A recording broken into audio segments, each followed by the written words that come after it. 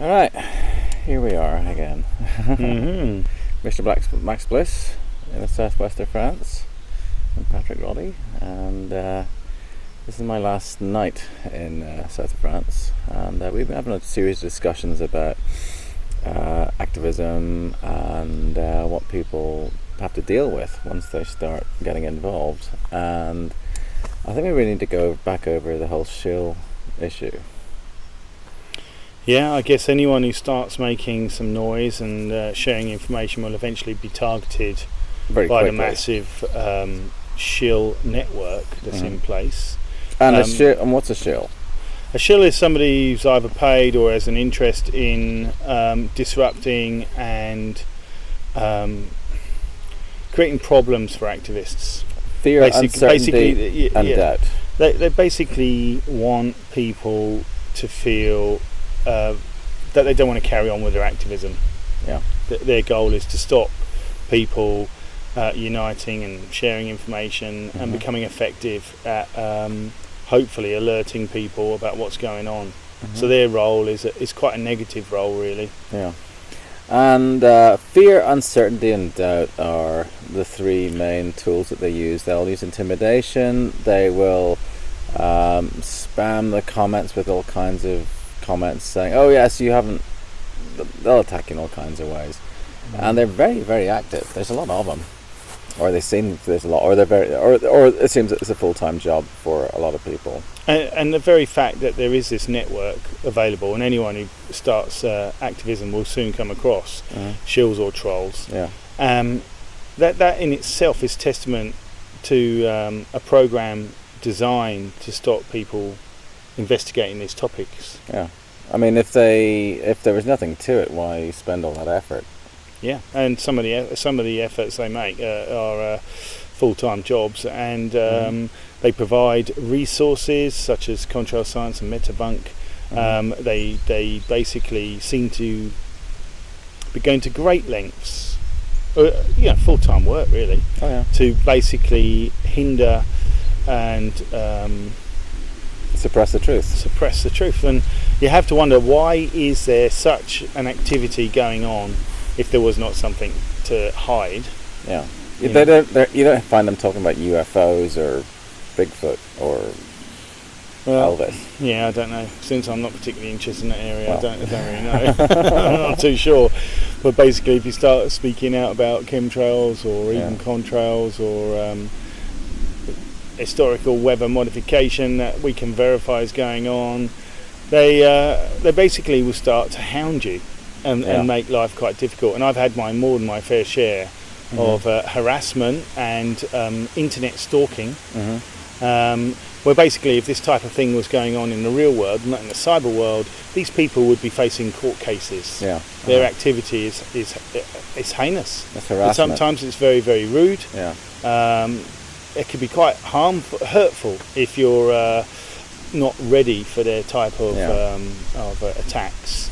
And unfortunately, I mean, it's to be expected as soon as you start just bringing this up. Apparently so. Yeah, apparently so. If you want to try and speak out about sensitive topics, then you have to apparently expect to be attacked and abused. Yeah. Which is, in my mind, only adds fuel to the fire that they've got a job to do, and they're trying to hide or stem the flow of truth. Because if we were just crackpots, as they often will call us, and we'd got it completely wrong, and everything we were talking about was completely harmless nonsense, they wouldn't even bother, would they? And what will happen? I mean, frankly, the best thing to do is block them. I mean, in Facebook, Twitter, YouTube, you can block. You don't need all this negative activity. You should be spending your time educating people who don't know about this. You're wasting your time engaging with the paid opposition, and they'll say, oh, you're just hiding you're running away from the debate. They will. One of their things is Rule 19, as I said before, ignore presented evidence, demand impossible proof. So no matter what you'll put to them, they will not address that. They'll never say, oh, hey, you've got a good point, maybe I'll change my mind. No, they will they'll find some side issue and just go after that and waste your time. Yeah. And it's, you know, energy vampires. It's energy vampires. And so if you're new to it, if you find them, especially in groups where the discussion is how to stop this program, you know, if they're there saying, oh, maybe it doesn't exist, you know, just block them. Report them to the admin in Facebook. You know, if you're on the Facebook group, just let them know, oh, by the way, this guy is, you know, I think this guy's a shill or a troll, and move on. Don't engage. They're completely disruptive, and you've got nothing to gain from interacting with them, but they've got they want to gauge how much knowledge you actually know. They're doing information data mining. They want to see how far collectively people are moving forward with their knowledge base and what the general opinion is. So why help them? You know, there's no real value in engaging with them. You'll find it's very exhausting. You get nowhere, and you just end up feeling a bit irritated. So why bother? You know, spend your time doing some research or something instead, or talking to someone who doesn't know about it yet. I mean, and it's important we wake up as many people as possible. The Shills aren't interested in waking up. It's a bit like they've drifted too far to the dark side. They're far too proud to admit they're wrong. And I mean, it'd be a wonderful day if some of these Shills actually decided that their 30 pieces of silver wasn't enough for what they're doing, and they decided actually they were wrong and started to speak out. But I really think that's unlikely. The mentality of these Shills that we've come across so far would indicate that these people are just traitors to humanity, and they're quite comfortable doing what they're doing, so don't expect them to turn. And there is on my website, the stopsprayingussf.com. If you go to the stopsprayingussf.com/shill-handbook, you'll find out all their techniques. Yeah, I think I'll add that to my website as well, actually. And actually all the stuff you'll find on my Facebook or YouTube or anything is free. You're free to use it any way you want. Just maybe the Shills go there to read them, the new ones. Well, well, they'll do some homework for them. You know, just put in their training manual. So don't be discouraged by them, and certainly because it's a badge of honour. It is a badge of honour. But the thing is, most of us spend so much time on our smart devices and computers and things. And when we start speaking out and then see this, you know, this attack, you think, well, wow, do most people think, you know, I'm a crazy person for thinking the skies look different than when we were children? Believe your own eyes, just keep watching the sky and you'll know what's going on. But what you'll find out is when you talk to people not online, you know, people, you know, on the bus or wherever, that's not the reaction you'll get. And in fact, you know... I think most people know the weather is wrong. They don't believe in the global warming theory. Yeah. And when you explain to them that a massive program of covert weather and climate modification has been developed over many, many decades, no one's got any faith in the governments. Everyone knows the governments lie. Everyone knows the governments are involved in illegal wars and you know, bailing out the bankers and all sorts of immoral things. People don't trust the governments. No. So when you say to them they are trying to control the water supply, they're trying to control the food supply, they want to control the weather, it's actually not that difficult for people to grasp, because they've had bad experiences with governments. We all know that they're a terrible bunch, really. Yeah. Actually, you can reach them. That reminds me of another Shill tactic. They will ask you, okay, who's doing it? Why are they doing it? And it's a covert program. We don't know that. Nobody knows the complete picture. We've both been studying this for years. We don't know it all. And they'll say, aha, because you don't know it all, your opinion is worthless. Now you can see for yourself the skies are messed up. That's enough to start with. Yep, and we can see through extreme weathers. We're seeing droughts and floods and storms. And that prompts the suggestion that GMOs might be a solution. So we know the corporations are in bed with governments, so it's not that difficult to begin to join the dots, especially when you realise that some of the materials proposed for spraying in the atmosphere for geoengineering, which we believe is already going on, is aluminium nanoparticles. Now these will have a detrimental effect to irregular trees, plants, etc. So you've got corporations like Monsanto who have developed a whole range of aluminium resistant seeds So we can begin to see that who would be the beneficiaries of these Maybe that was just a programs. lucky guess of theirs. Yeah. And then the governments, you got the United Nations, which is kind of like the framework for a potential one world government system. They have a program called Sustainable Development, which used to be known as Agenda 21, which is now known as the United Nations Agenda Post 2015 Agenda. And that will change in a couple of years. Yeah, of course, as they go to 2020. It changes at 2020. They have a sub-program called the Bioeconomy. And everyone needs to be aware of this. This helps join the dots. Why would they want to control the weather if their goal was to supply the whole world's food supply as GMOs? The Bioeconomy, which is the United Nations program, that spells it out completely. They want to use emerging technologies like nanotechnology and bioscience in our foods. And that is their stated goal is, to adapt to climate change, provide sustainable food for the future. But that food will be this Frankenstein scientific Even more mess. Frankenstein than it already is. Oh yeah, well this is just the beginning, isn't it? So Got food it already all is planned. messed up. So you can join some dots. Yeah. You can see who would be the beneficiaries of this climate change issue and geoengineering solutions. The changes will bring about a dependency on GMO foods. And this reminds, going back to the thing about who's doing it, when people ask me, why are they doing it? I say, well, because they're, exploded, deleted, ends with holes, begins with an A. And that's a throwaway joke line, but it's partly true because they are sociopathic, and other, and they really have no concern for our well-being, except for what they can get from us in terms of wealth and power and so on. But I'm leaning to believe that I think it's about water.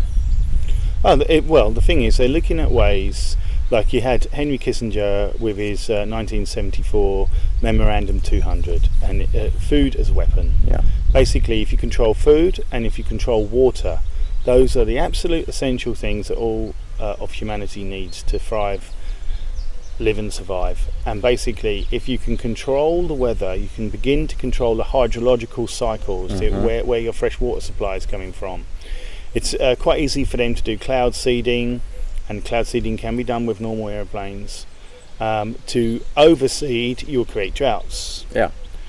So if they are continuously changing the atmosphere by spraying particulate matter into it, or charging the atmosphere to change the polarity of the particles so they behave in a different way, then you can prolong droughts, and that then puts a premium on the lack of supply of water. And since all water supplies have virtually been privatised in the last 2 decades, what it means is the corporations that are now running the what used to be the public supply of water, they've got a premium on the value of that water, so they can cash in on the lack of supply. And conversely, if they create floods and everything else, that also changes the farming techniques because they have bad harvests and everything else.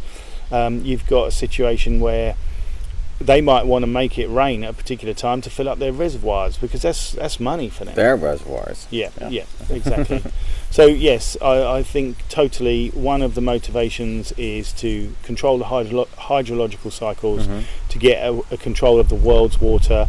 We're constantly told that it's going to be the new blue gold. Yeah, because it was oil, next it's going to be water. They've been telling us that for 20 years. Exactly, as they've been working towards it, and then putting the infrastructure in place to make sure that they can get a monopoly on the world's food supply, like Nestle saying that humans don't have a right to water. The former CEO saying that. You got big corporations like Bechtel going and into Bolivia and forcing the government to let them take over the water supply. And at least they got kicked out. Yeah, well, I mean, the thing is that all these corporations, they're quite often owned by the same major shareholders, banking groups, hedge fund operators, whatever.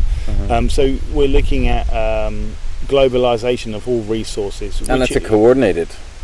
Absolutely, of course, and this is in line with the United Nations Agenda 21, Sustainable Development, United Nations Post 2015 agenda, where they want to gain control of all the resources, and the reason they're mean for saying this is because they need to manage the Earth's resources, because we've got a supposed overpopulation problem, which is a complete myth and distortion of the truth.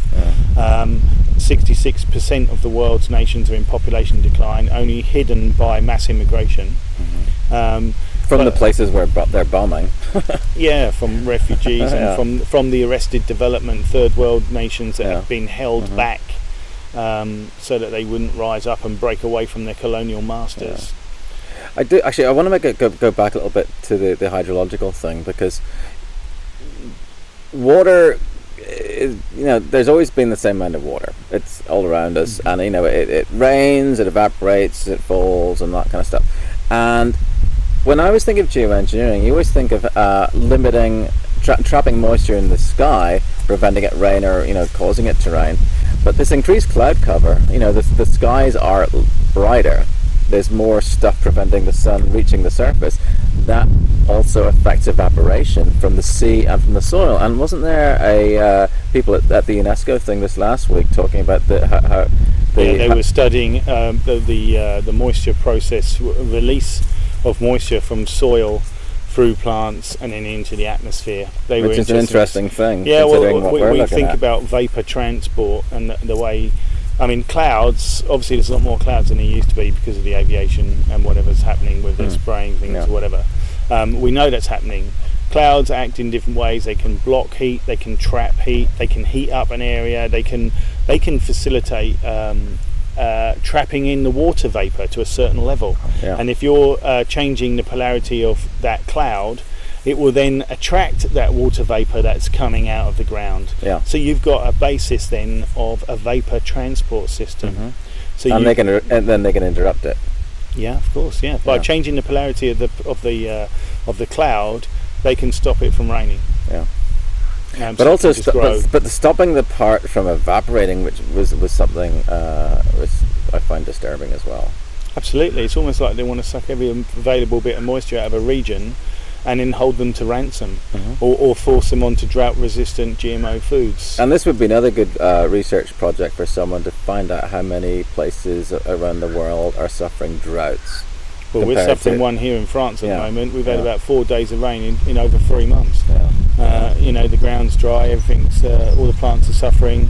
Everyone knows about California, I would imagine there will be more places. Because major nations like France and the US, these are places which are being pitched the propaganda the highest. And obviously you've had droughts in Africa and everything else. And interestingly, some of the African scientists were saying that following the Second World War, that's when they started to notice a lot of changes in the weather patterns and the monsoon patterns and the droughts. And that would fit in with the geopolitical pressure of holding these nations in arrested development, so that the colonial masters could still gain control of Africa, this amazing continent that could feed the world on its own. Could well be the wealthiest. There's no reason why not. But they have the resources. And, they're just being held back. And I certainly believe there's quite a lot of indicative evidence to suggest that weather modification has been covertly used since the Second World War in particular regions of interest to create the droughts and talk about create famines and regime change for geopolitical reasons.